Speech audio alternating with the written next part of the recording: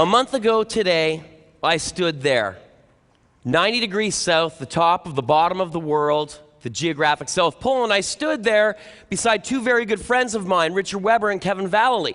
Together, we had just broken the world speed record for a trek to the South Pole. It took us 33 days, 23 hours, and 55 minutes to get there. We shaved 5 days off the previous best time. And in the process, I became the first person in history to make the entire 650-mile journey from Hercules Inlet to South Pole solely on feet without skis. Now, many of you are probably saying, wait a sec, is this tough to do? Is this? Imagine, if you will, dragging a sled, as you just saw in that video clip, with 170 pounds of gear in it, everything you need to survive. On your Antarctic trek, it's going to be 40 below. Every single day, you'll be in a massive headwind, and at some point, you're going to have to cross these cracks in the ice, these crevasses. Some of them have a very precarious, thin footbridge underneath them that could give way at a moment's notice, taking your sled, into the abyss, never to be seen again. The punchline to your journey? Look at the horizon. Yes, it's uphill the entire way because the South Pole is at 10,000 feet, and you're starting at sea level. Our journey, in fact, did not begin at Hercules Inlet, where frozen ocean meets the land of Antarctica. It began a little less than 2 years ago. A couple of buddies of mine and I had finished a 111-day run across the entire Sahara Desert. And while we were there, we learned the seriousness of the water crisis in northern Africa. We also learned that many of the issues facing the people in northern Africa affected young people the most. I came home to my wife after 111 days of running in the sand, and I said, there's no doubt if this bozo can get across the desert, we are capable of doing anything we set our minds to. But if I'm going to continue doing these adventures, there has to be a reason for me to do them, beyond just getting there.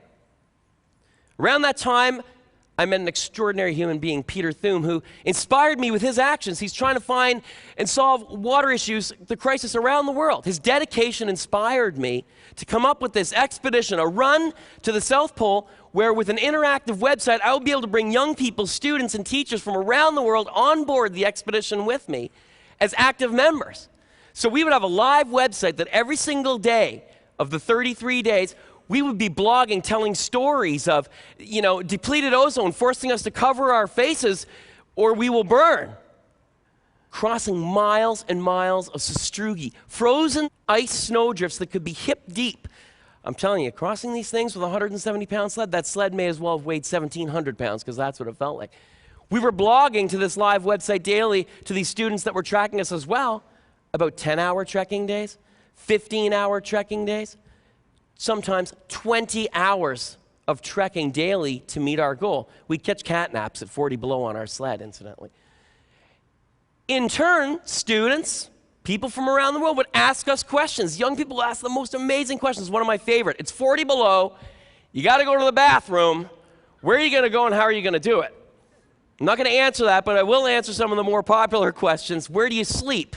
We slept in a tent that was very low to the ground because the winds on Antarctica were so extreme it would blow anything else away. What do you eat?